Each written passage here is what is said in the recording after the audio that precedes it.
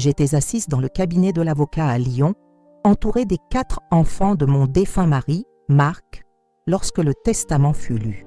Ils explosèrent alors dans un mépris calculé. « Ta folie est terminée, Adèle. Tu as vécu 40 ans de la belle vie aux dépens de notre père. Maintenant, c'est notre tour. Tu n'es même plus capable de prendre soin de toi, pauvre vieille femme. » Chaque mot me transperçait comme un coup de poignard, mais je gardais mon calme. 40 ans de mariage, d'amour, et véritable avec Marc, un homme que j'avais rencontré à 25 ans, vierge et inexpérimenté, alors qu'il en avait 55, veuf et père de 4 enfants adultes, réduit à cette ultime humiliation. Le testament leur léguait 80% de l'héritage et seulement 20% à moi. Tous s'attendaient à ce que je pleure, que je proteste, que je supplie. Mais ce qu'ils ignoraient, c'est que je gardais moi aussi un secret, enfoui depuis 20 ans. Bonjour à tous. Avant de poursuivre un récit d'injustice sociale, d'amour improbable et de vengeance silencieuse par la réussite, je vous invite à liker, à vous abonner à la chaîne et à activer les notifications. Voici l'histoire d'une femme que tous traitaient de folle pour avoir épousé un homme de 30 ans, son aîné, et qui a prouvé que la dignité et l'intelligence valent plus que n'importe quel héritage.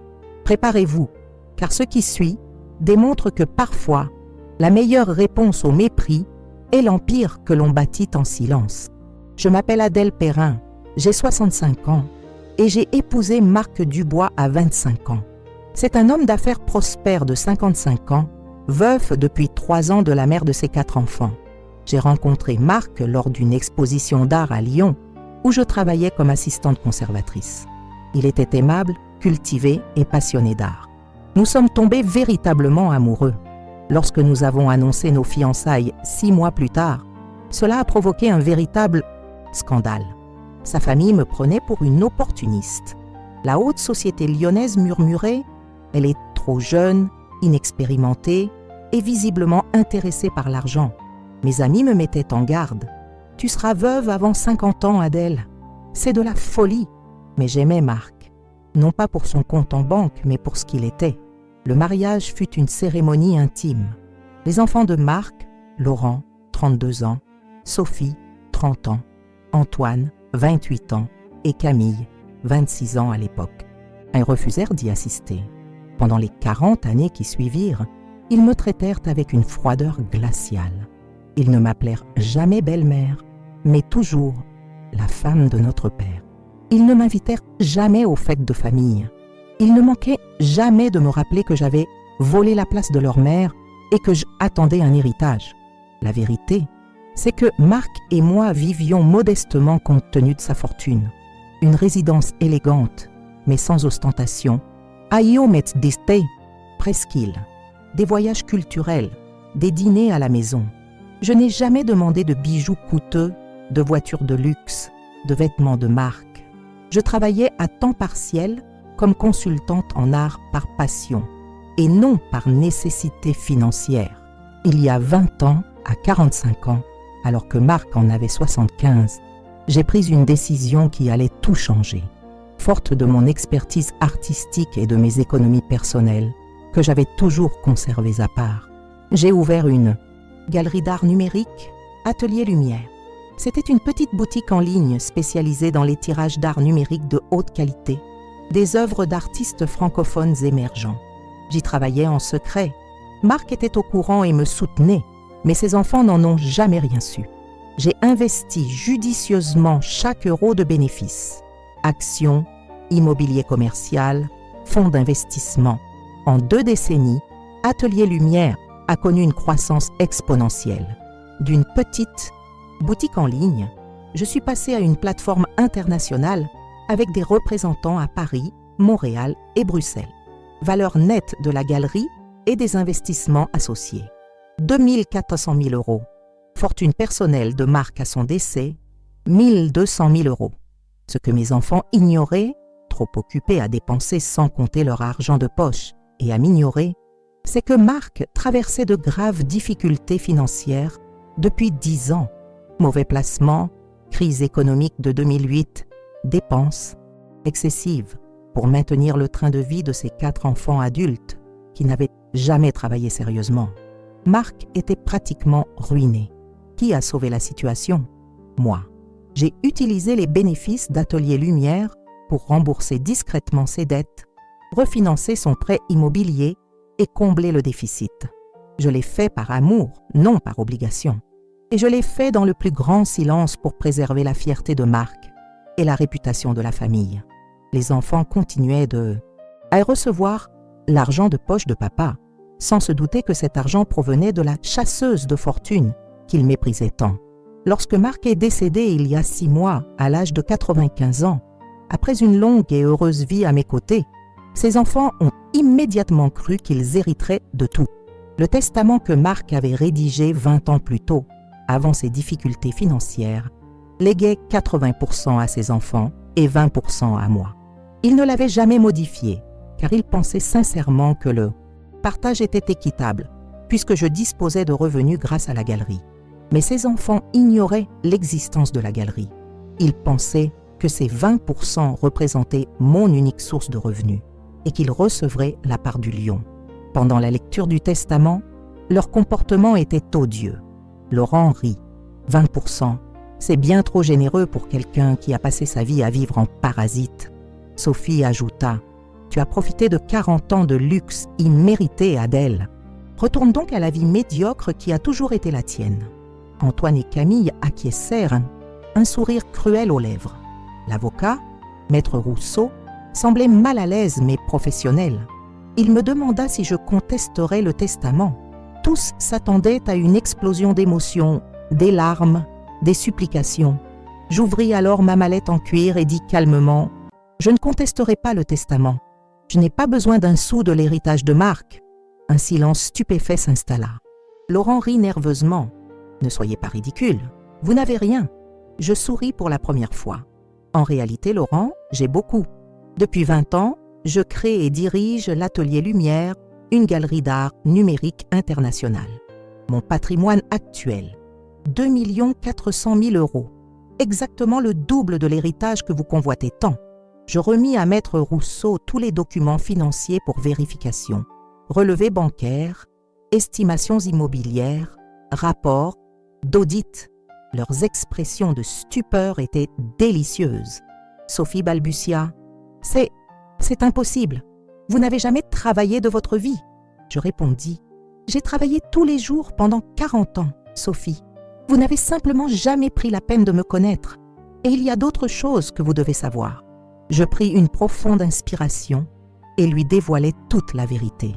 Ces 10 dernières années, Marc a traversé de graves difficultés financières, de mauvais placements, une crise économique et surtout les frais liés à l'entretien de 4 enfants adultes qui n'ont jamais été financièrement indépendants. Il était pratiquement ruiné. Qui a remboursé ses dettes? Moi. Qui a refinancé l'emprunt de cette maison où nous vivons? Moi. Qui a veillé à ce que vous continuiez à recevoir de généreuses allocations mensuelles? Moi. J'ai utilisé les bénéfices de ma galerie pour redresser la situation financière de votre père et préserver votre niveau de vie. Je leur ai montré des documents supplémentaires. La preuve de virement que j'ai effectué sur les comptes de Marc pendant une décennie pour un montant total de 350 000 €. Le parasite que vous méprisez tant était le pilier financier de cette famille. L'héritage que vous allez recevoir, 960 000 €, n'existe que parce que j'ai sauvé votre père de la faillite. Sans mon intervention, vous auriez hérité de dettes et non d'une fortune. Laurent tenta de se reprendre. Vous inventez tout ça pour nous manipuler. Maître Rousseau intervint. En fait, Monsieur Dubois, j'ai rapidement vérifié les documents.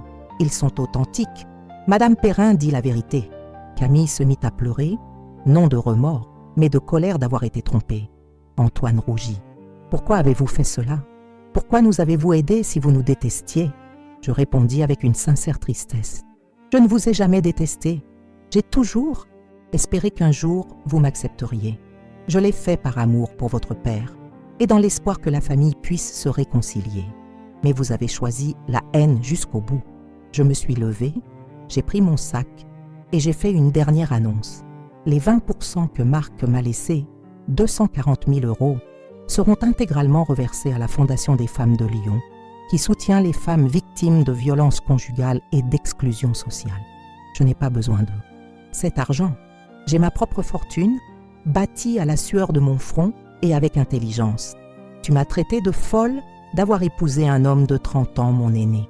Tu as dit que j'étais une arriviste sans scrupules. La vérité, c'est que la folie, c'était la tienne. La folie de l'avidité et du jugement. Je me suis mariée par amour et j'ai bâti ma fortune discrètement. Tu as hérité d'une fortune qui n'existe que parce que j'ai sauvé ton père. Ma folie m'a apporté la liberté, l'amour et la réussite. Ta cupidité n'a engendré que mépris et vide. J'ai quitté ce bureau la tête haute.